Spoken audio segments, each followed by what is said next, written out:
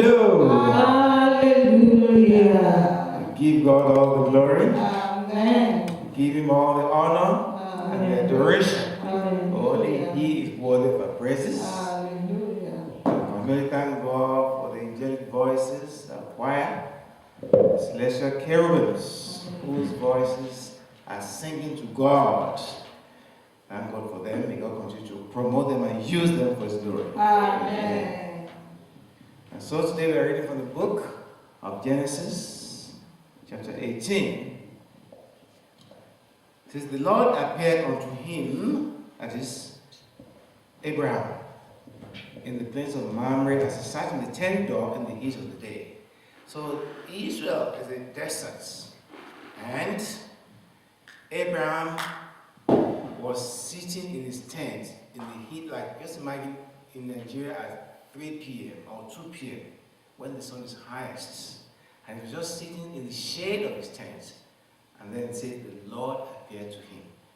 Now when it says the Lord, then the next it says that Abraham lifted his eyes and looked, and lo, 3 men stood by him. So one verse, the prophet says the Lord, and then 3 men. So the Lord is 3 men. The Father, the Son, and the Holy Ghost. They are the ones that appeared to Abraham. He saw 3 men standing by him, that means maybe in front of his tent. And what did he do? When he saw them, he ran to meet them and bowed himself towards the ground. Now, why did Abraham do that? And should he have done that? Because these 3 men were normal men to him. There was nothing abnormal or supernatural about them. But when he saw them, he was sitting in the cool of his tent, protected from the heat of the sun. But these 3 men were standing in the sun. And so he thought, oh, this shouldn't happen. These men are travelers. And they've come now by my tent. What should I do? I should show hospitality and help them and refresh them before they go on their journeys. That is what Abraham chose to do. But what would you have done if you were in Abraham's shoes? You are probably tired from the heat. You're probably dozing off. And you're thinking, oh, what are these 3 men? Oh, I can't be bothered, really. Maybe somebody else will take them in. Maybe as they go along. Maybe that next hotel down the road. Do I really have to do this? That's what most of us will do. We will not be bothered to stand up and go and meet the strangers. They were strangers to him. He didn't know them from Adam, he just saw them. The Bible says that we should not hesitate to show hospitality to strangers, for by so doing, many have entertained angels without knowing it. You see, when angels come to you, they don't appear with wings and 10 feet tall and all this. No, they're like you and I. They look like you and I. When the Lord Jesus Christ appeared to the pastor family in his house, he was like a blind man, normal man. There was nothing, and even on the barbecue, he was just like a normal, typical man. There was nothing supernatural to say that. You say, this is Jesus. No, you wouldn't say that. But he appeared to him twice. You know? So these were normal men, and Abraham decided to show hospitality to them, and he got up from his tent door. It took a struggle, because maybe he was dozing off, maybe he was tired, but he said, no, I can't let these people go by. They're in the heat of the sun, I'm in the cool of the shade. I mean, they need help. I need to give them help. And he went to bow down to show his respect to them, because he didn't know them. And what did he say? He says, if now I find favor in your sight, pass not away, I pray thee, from thy servant. Wow, what a prayer. He was actually begging them to come to his house, to his tents. He said, if I found favor, in other words, if you think I'm the kind of person you can come to the house, then please come in, wash your feet, and rest yourselves under the tree. In other words, be refreshed. You've been in the hot sun, your feet are filled with dust because the desert is all sand. Just put water on your feet, refresh yourself, and then you can go on your journey. He didn't have anything to gain. They were not going to pay him anything. It was just pure hospitality to complete strangers. See, when you learn to do such things, you can never miss God's visitation. You can never miss God's blessings. It says, pass me not my gentle Savior. Well, how can you say that if you're constantly refusing to entertain people in your house or wherever you are, or trying to give help to people? You know, when the Lord first appeared to Papa Shova in his house, of course, all night he had been in trance, you know, praising God and saying all these things. And when he appeared, and then he saw the pastor's wife, he came like a blind man. His eyes couldn't see the people of his eyes. And he asked the pastor's wife, he said, do you have cola nuts? All these things prohibited in church. And one said, no, look, don't come here asking for such things. You don't sell such things here. What do you mean cola? We're not allowed to eat cola nuts. Don't. Anyway, she rebuked him. And then later on, it was revealed to pastor that was Jesus Christ standing in the doorway. And he went out and bowed before him.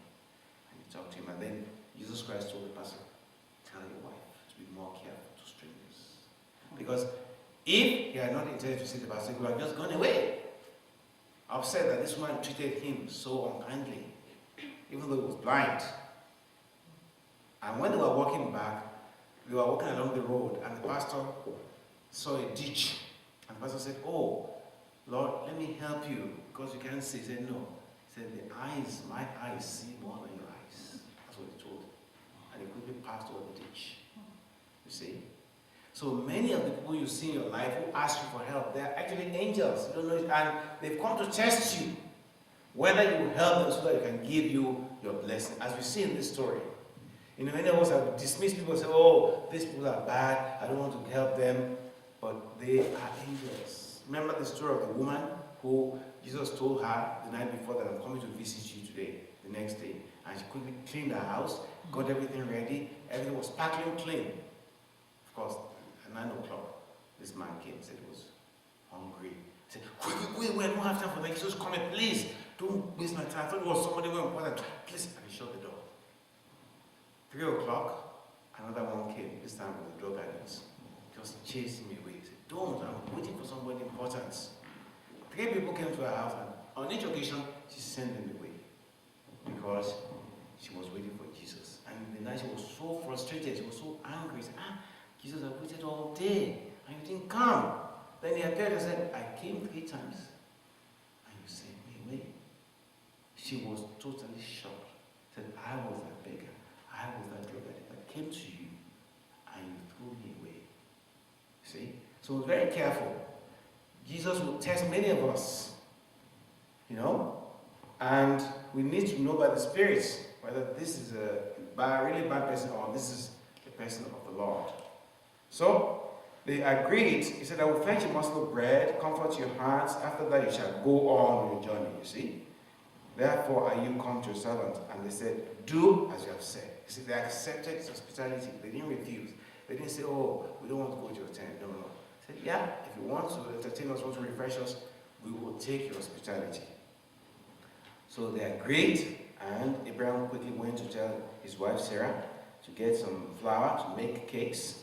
And gradually got a tender calf of the young of the sheep and to dress it, and took butter and milk and placed it before them, and they did eat his food. That's the number one point. So they accepted and ate his food. When Jehovah God is taking your food, you know that surely there's a blessing coming to you. But can you make sure you don't miss the day of your visitation when Jesus Christ comes to your house? That you don't miss that day. That's important, because many have missed the days of the visitation. So they ate, and after they ate, see what happened? They said unto him, these 3, Father, Son, and the Holy Ghost, said, where is Sarah, your wife? They didn't ask that question when they were standing outside. They didn't ask that question when they were sitting waiting for the food to be prepared. They asked it after they had eaten. Meaning, when you show hospitality, when you help people, you open the door for the host of heaven to bless you. See, don't think that, oh, this thing is too much of an effort. No, it may be a test. There's a blessing waiting for you, and they want to know whether you are worth that blessing before they give it to you. So they've come to test you. And if you're very tight-fisted and say, oh, I don't want to spend this, I don't want to spend that, you might just lose that blessing completely. Now, what money could Abraham have given to to anybody to have Sarah conceive. They were already old, and there was nothing. I'm sure they've done everything already. She never conceived. So this is something money cannot buy. He said, "Where's Sarah, your wife?" She said, "Oh, she's in the back. He said, "Okay, in the tent." He said, "I will suddenly return to you according to the time of life, and Sarah, your wife, shall have a son." So they gave Abraham what he wanted most in his life. That was to have a son. Only because Abraham had shown hospitality to these people. And he promised Abraham shall have a son. And Sarah had in the tent door, which was behind. And so Abraham and Sarah were old and well stricken in age. And it ceased to be with Sarah after the manner of women. No, she was already menopausal. She was already past the age of childbearing. So in the natural sense, it was impossible for Sarah to conceive. But nothing is impossible for God.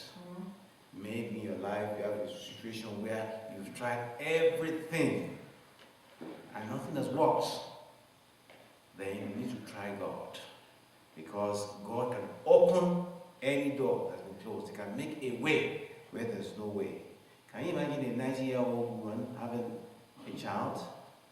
Actually, recently there was a WhatsApp post sent to me of a woman in India who conceived at the age of 86. 86. She had tried IVF 5 times and failed. And actually interviewed her and her husband in India. They were 6.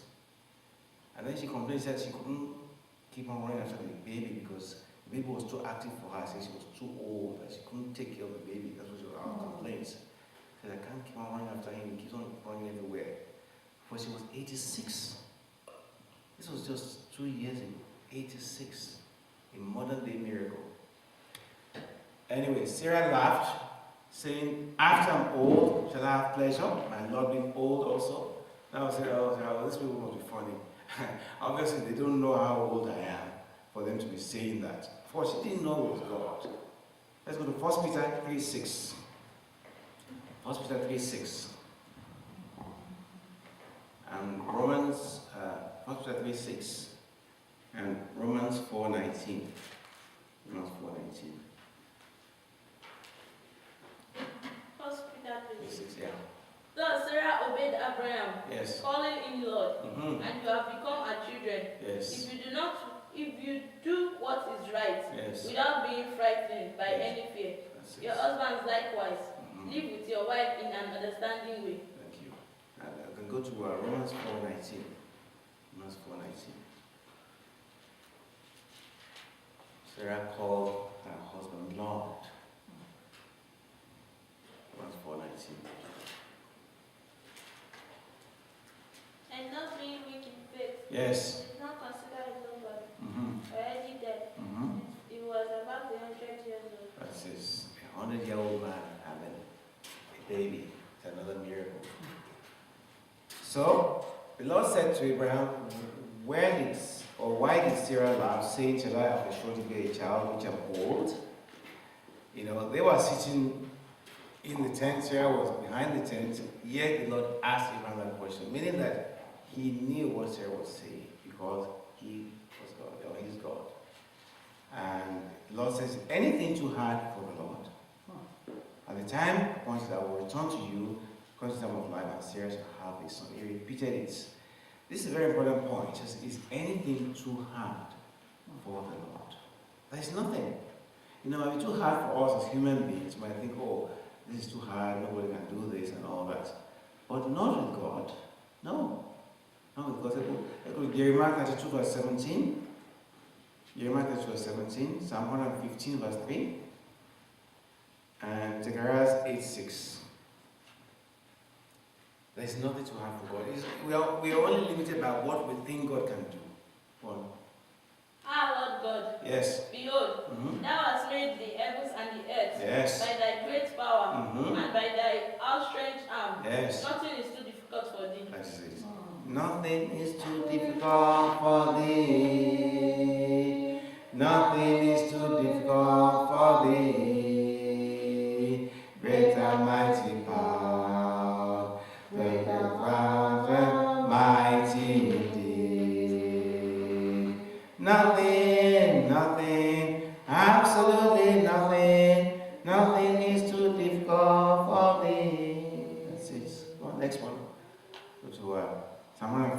3 and Zechariah 8 verse 6. We have to believe that nothing is too difficult for God. Even when we cannot imagine it, the God that divided the Red Sea, the God that made water to come out of the rock, the God that rained manna from heaven, there's nothing he cannot do. There's nothing he cannot do. So don't limit God. Don't say in your heart, oh, this is too hard for me. Or like, no. It may be too hard for you as a human being, but God is God. That is why he's God. Go on. Zechariah 8. So 6 years. Thus says the Lord of hosts, Yes. if it is too difficult in the sight of the remnant Uh-huh. of these people in those days, Yes. will it also be too difficult in my sight? Uh-huh. Declares the Lord of hosts. It says, will it be too difficult? Even when it's difficult for you, it's not too difficult for me.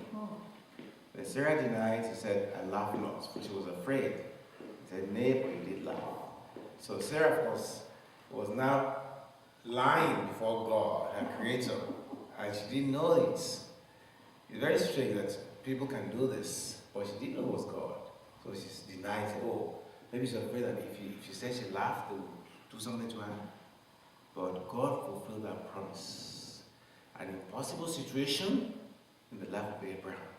Simply because Abraham opened his tent door to these strangers. And from there, he received something that was impossible for man. He received something that money could not buy. So we must all learn from this. Try to help others. Go out of your way to help others. You don't know whether that help you're giving is to an angel.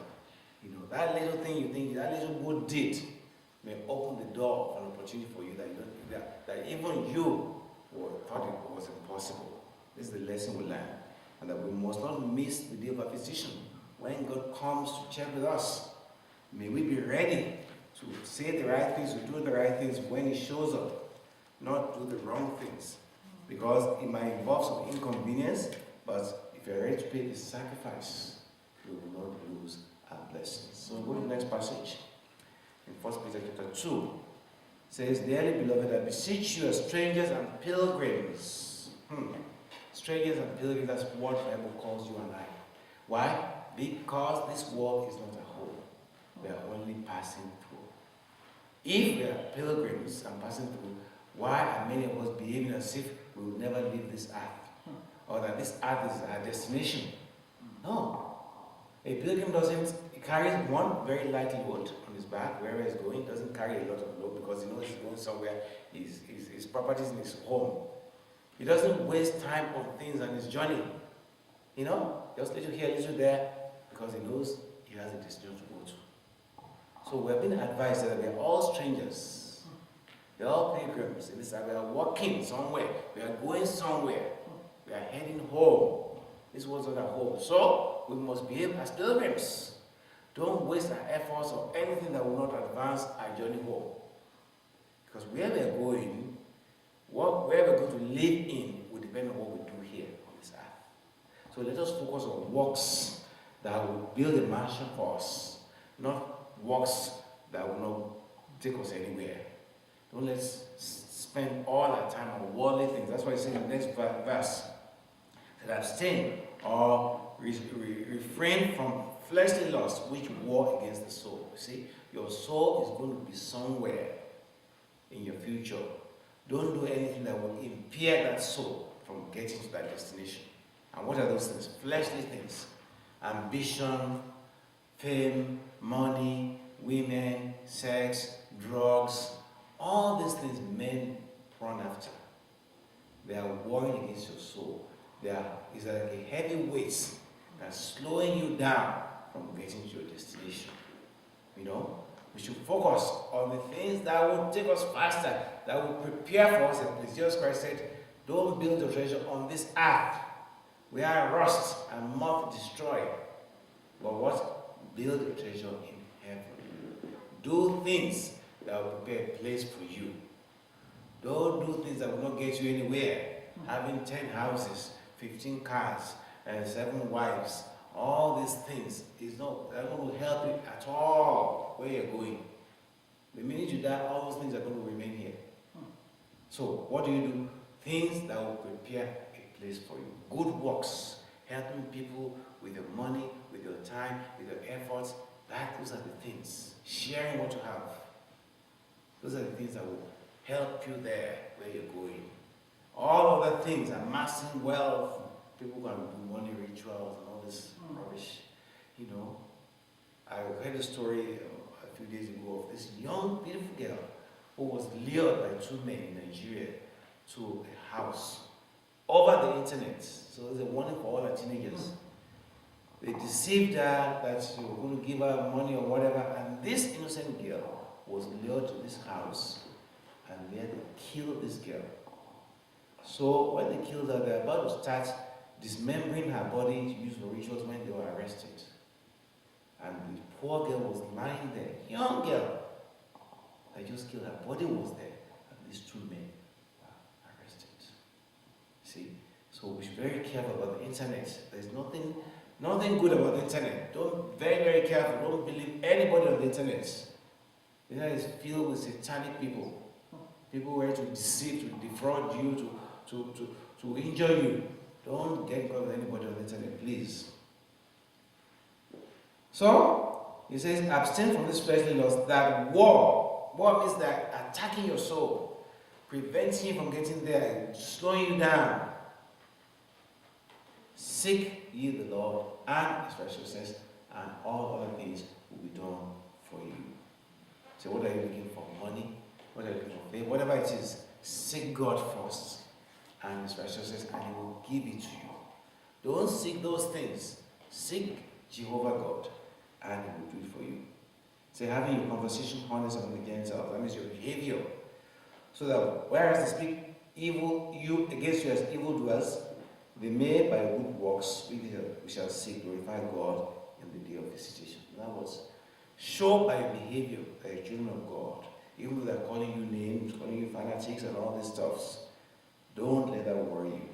They themselves will testify when Jesus comes that, yes, that man I know is going to be with you because the way he lived, the way she lived, I know is worthy. They will testify on the day of visitation. See, by your good works, what do? Do you do any good works? Do you give your time, of your money, of your efforts to people? Do you share what you have? Those are the good works it's talking about. Not spending all the hours, working, making money, and not giving. No, you need to share what you have. Just submit yourselves to every ordinance of man for the Lord's sake. See, for the Lord's sake. Now, this is what happened to Joseph when Potiphar's wife tried to seduce him. He said, how can I do such a wicked thing against the Lord? Now, it's not because of your husband that I'm refusing your advances. No. It's because of God who's going to judge me at the end. So we must obey the laws of the land because of the Lord. Not because we necessarily want to, because of God, because of the punishments. That's why we need to do Luke 19:44. Look up Luke 19:44. So we must respect the laws of the land. Christians will not be found are the ones defrauding, embezzling, and all those things. No. We mustn't be there. We must be examples to the rest of the population as people in the lights. Luke 19:44. And will level you Yes. to the ground, and your children within you, Yes. and they will not leave you in you, and they will not leave in you one stone upon another, because you did not recognize the time of your visitation. That is the day of visitation. May we not miss the day of visitation. Said, unto governors, unto them that are sent by him for the punishment of evildoers, and for the praise of them that do well. So we should be the last category, those that do well, not for those who are sent to be punished. So for so is the will of God that with well-doing you may put to silence the ignorance of foolish men. So when they see they cannot fault you, like a good example is Daniel. They tried to fault Daniel, they looked for a way to accuse him, they could not find anything against him. The only thing they could do is to cook up a plot because of his prayer life. Can you imagine that? He was so good, they tried everything, used the microscope. No, I can't find anything wrong with this man. That's the kind of life, the excellent spirit that you and I should have, that will silence the ignorance of foolish men who are accusing us. said, don't use your liberty for a cloak of maliciousness. What does that mean? Now it's because God has called you, because you have these gifts, don't use it to do evil acts. Don't use it to do evil acts, to cover your evil acts. Use it for the glory of God. Honor all men. So because you're a pastor, because you're a prophet, you want to use that power to begin to sleep with women in the church, or to deceive people, to defraud people. That's what he's saying. What God has given to you, that liberty, you want to now use it to as your own, to build your own kingdom on this earth. This is a reason for God. So honor all men, love the brotherhood, fear God, honor the king. See, you must honor all men. Don't look down on anybody. You must love the brotherhood of Christ, that means the church of Christ, and honor the king. So thank God for his word today.